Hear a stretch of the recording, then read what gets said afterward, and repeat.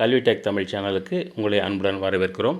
இன்றைக்கி நம்ம என்ன பார்க்க போகிறோம்னாக்க, எமிஸ் இணையதளத்தில் மாணவர்களுக்கு டிசி ஜெனரேட் செய்வதற்கு முன்பு செய்யக்கூடிய சில உள்ளீடுகளை பற்றி நாம் பார்க்கலாம். இதை நம்ம மொபைல் ஃபோனில் இருந்தே எப்படி பண்ணுறது அப்படின்றத இங்கே நம்ம பார்க்கலாம். முதல்ல நம்ம emis.tnschool.gov.in என்ற இணையதளத்துக்கு சென்று அதில் உங்களுடைய யூசர் நேம் பாஸ்வேர்டு டைப் செய்து லாகின் கொடுங்க. இது மாதிரி ஓப்பன் ஆகும். அப்போது இங்கே கார்னரில் 3 டாட் இருக்கும். அதை கிளிக் பண்ணிங்கன்னா கீழே டெஸ்க்டாப் சைட்டுன்னு இருக்கும். அதை ஓகே பண்ணிவிடுங்க. இப்போ நம்மளுக்கு வியூ நம்ம கம்ப்யூட்டரில் தெரிகிற மாதிரி தெரியும். இதில் நாம் என்ன பண்ணோம்னாக்க, ஸ்டூடெண்ட் அப்படின்றதில் நம்ம கிளிக் கொடுத்தோங்கனாக்க இங்கே நிறைய ஆப்ஷன் வரும். இதில் ஸ்டூடெண்ட்ஸ் டிசி டீடைல்ஸ் அப்படின்றத நம்ம கிளிக் பண்ணணும். கிளிக் பண்ண பின்னாடி இதை என்ன பண்ணணும்னாக்க, இந்த ஹேரோ மார்க் இருக்குது, கிளிக் பண்ணிங்கன்னா அது போயிடும். இப்போ இங்கே மாணவனுடைய வகுப்பு பிரகாரம் நமக்கு ஒவ்வொரு பேஜாக நமக்கு காமிக்கும். இப்போ நாம் 5ஆம் வகுப்பு தொடக்கப்பள்ளியாக இருந்தாக்கா 5ஆம் வகுப்பு மாணவர்களுக்கு டிசி கொடுக்க வேண்டியது இருக்கும்.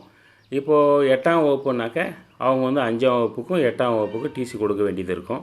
அதே போல் 10ஆம் வகுப்பு 12ஆம் வகுப்புக்கு டிசி கொடுக்க வேண்டியது இருக்கும். நாம் அந்த வகுப்பை செலக்ட் பண்ணிக்கணும். அந்த வகுப்பு உங்களுக்கு அந்த மாணவன் எங்கே வரான்னு பார்த்து நீங்கள் செலக்ட் பண்ணணும். செலக்ட் செய்த பிறகு பார்த்தீங்கன்னா ஒவ்வொரு மாணவனுடைய அந்த எமிஸ் நம்பரு, பெயர் இதெல்லாம் இருக்கும். கடைசியில் அந்த மாணவனுக்கு இந்த எடிட் ஆப்ஷன் மாதிரி ஒன்று இருக்கும். நீங்கள் அதை கிளிக் பண்ணிங்கனாக்க அந்த என்னென்ன செய்யணும் அப்படின்றது அங்கே வரும்.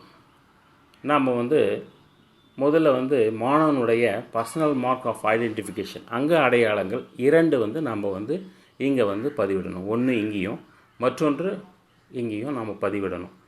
அதுக்கு அடுத்தது போல் பார்த்தீங்கன்னாக்க, மாணவனுடைய details of scholarship of education அப்படின்னு இருக்குது. அப்போ மாணவன்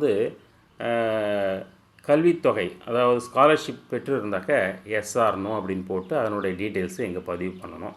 அதுக்கு அடுத்தது பார்த்தீங்கன்னாக்க டேட் ஆஃப் மெடிக்கல், அதாவது மாணவனுடைய மெடிக்கல் இன்ஃபெக்ஷன் பள்ளிக்கூடத்தில் வருஷத்துக்கு ஒரு முறை பார்ப்பாங்க, ஒரு முறையோ 2 முறையோ, அதனுடைய டேட்டை இங்கே நம்ம மென்ஷன் பண்ணணும். அதுக்கு அடுத்தது பார்த்தீங்கன்னாக்க ஸ்டூடெண்ட்னுடைய கேரக்டர், இதை குட், வெரி குட் இப்படின்னு நாம் பார்ப்போம். அதை இங்கே பதிவு பண்ணணும். அதுக்கு அடுத்தால் போல் ஸ்டூடெண்ட்டினுடைய அடுத்த வகுப்புக்கு அவன் நெக்ஸ்ட் கிளாஸுக்கு போகிறானா அப்படின்ற மாதிரி இங்கே கேட்பாங்க. நாம் இதை இங்கே கிளிக் பண்ணிங்கனாக்க உங்களுக்கு எந்த வகுப்பு அடுத்த வகுப்புக்கு அது மாதிரின்றது வரும். அதை நாம் பதிவு பண்ணணும். அதுக்கு அடுத்தது ஸ்டூடெண்ட் ஸ்டடிங் இந்த ஸ்கூல் ஃப்ரம், எந்த ஆண்டிலிருந்து அவன் எந்த வகுப்பிலிருந்து அந்த மாணவன் இங்கே சேர்ந்தான் அப்படின்ட்டு. இதை இங்கே கிளிக் பண்ணிங்கன்னா நீங்கள் 1ஆம் வகுப்புலேருந்தா இல்லை நடுவுலேருந்து எதனா வகுப்பில் சேர்ந்தானான்றது நம்ம இங்கே கிளிக் பண்ணிட்டு அதை சூஸ் பண்ணால் போதுமானது. அடுத்தது டேட் ஆஃப் ஜாயினிங், அந்த மாணவன் எந்த தேதியில் ஜாயின் பண்ணான் அப்படின்னு சொல்லிட்டு அதே ஆட்டோமேட்டிக்காக நம்மளுக்கு அந்த டேட் அது கரெக்டாக இருக்குதான்னு நம்ம பார்த்துக்கணும்.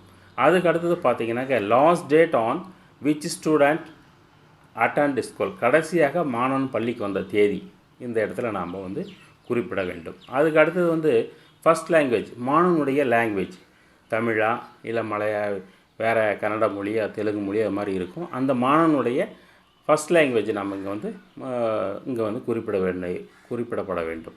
அதுக்கு அடுத்து பார்த்திங்கன்னா மீடியம் ஆஃப் இன்ஸ்டியூஷன், அதாவது தமிழ் மீடியமா இல்லை ஆங்கில மீடியமா, 2 மீடியம் நம்ம அரசு பள்ளியில் இருக்குது. அந்த மீடியமை நம்ம இங்கே குறிப்பிடப்பட வேண்டும். அதுக்கு அடுத்தது டிஓபின்னாக்க date of birth. Date of birth இங்கே மேலே கொடுத்துட்டாங்க. நம்ம இங்கே கீழே என்ன குறிக்கணும்னாக்க வேர்ட்ஸில் எழுதணும். இப்போ இங்கே இந்த மாணவனுக்கு 5/2/2010 இருக்குது. நாம் என்ன பண்ணோம் 5 February 2010 அப்படின்றது இங்கே வேர்ட்ஸில் நாம் குறிப்பிடணும், டைப் பண்ணணும். அதுக்கு அடுத்தது ஸ்டூடெண்ட் நேஷ்னாலிட்டி, எல்லாம் இந்தியன் அப்படின்றத எல்லாமே வரும். அதுக்கு அடுத்தது ஸ்டூடெண்ட்ஸ் ரெகக்னேஷன் நம்பர், அதாவது ஸ்கூல் ரெகக்னேஷன் நம்பர், பள்ளியினுடைய அரசு பள்ளிக்கு இங்கே இன்பில்டாக வந்து இருக்காது இது. ஏன்னா வந்து ப்ரைவேட் ஸ்கூலுக்கு மட்டும் இங்கே வந்து அந்த ரெகக்னேஷன் நம்பர் வந்து குறிப்பிடப்பட வேண்டி இருக்கும். நமக்கு தேவையில்லை, அரசு பள்ளிக்கு தேவையில்லை. அதுக்கடுத்தது கேஸ்ட், கம்யூனிட்டி, ரிலீஜியன் இருக்குது. இங்கே வந்து நாம் வந்து அந்த மாணவனுடைய இதை வந்து நம்ம கம்யூனிட்டி வந்து ரெஃபர் வந்து கம்யூனிட்டி சர்டிஃபிகேட்டுன்னு நாம் டைப் பண்ணால் போதுமானது. அதுக்கடுத்து டிசி அப்ளிகேஷன் டேட், அந்த மாணவன் எந்த தேதியில் வந்து டிசி வந்து கேட்குறான் அப்படின்ற தேதியை வந்து நம்ம இங்கே குறிப்பிடணும். அதுக்கடுத்து டிசி இஷ்யூ டேட், எந்த தேதியில் நம்ம டிசி இஷ்யூ பண்ணோம் அப்படின்னு சொல்லிட்டு எல்லாத்தையும் கொடுத்துட்டு நாம் வந்து சேவ்ன்றதை நாம் குறிப்பிடணும். இப்போ வந்து நம்ம என்ன பண்ணணும், மாணவனுடைய இந்த டீட்டெயில்ஸை ஒரு ஃபார்மேட்டில் நாம் வந்து கலெக்ட் பண்ணி வச்சுக்கணும். அதுக்கப்புறம் ஸ்டூடெண்ட் வந்து பள்ளிக்கூடம் சென்றால் தான் வந்து மாணவனுடைய அந்த அங்க அடையாளங்களை நம்ம குறிக்க வேண்டியது இருக்கும். அதை அங்கே போய் குறிச்சிட்டு அதுக்கப்புறம் செய்தால் போதும். இதை ஒரு சிலர் இப்போவே வந்து மற்ற டீட்டெயில்ஸ் எல்லாம் குறிக்கிறாங்க. இது வந்து என்ன சொல்லியிருக்கிறாங்க, ஸ்டேட் டீம் வந்து ஸ்டேட் டீமு சேவ் ஆப்ஷன் வந்து ஒரு முறை 2 முறை மட்டும் பயன்படுத்துங்க, அடிக்கடி பயன்படுத்தாதுன்னு சொல்கிறாங்க. அதுக்கு தகுந்த மாதிரி நீங்கள் செஞ்சு வச்சிங்க. அதுக்கப்புறம் நம்ம சிஓ, டிஓ, பிஓ எப்போ சொல்கிறாங்களோ அப்போ நாம் இதை வந்து செஞ்சால் போதுமானது. இந்த சேனல் உங்களுக்கு பிடிச்சிருந்தா லைக் பண்ணுங்கள், சப்ஸ்கிரைப் பண்ணுங்கள், பெல் ஐக்கானில் வந்து பெல் பட்டனை கிளிக் பண்ணுங்கள். உங்கள் நண்பர்களுக்கு இதை ஷேர் பண்ணுங்கன்னு கேட்டுக்கிறேன். நன்றி, வணக்கம்.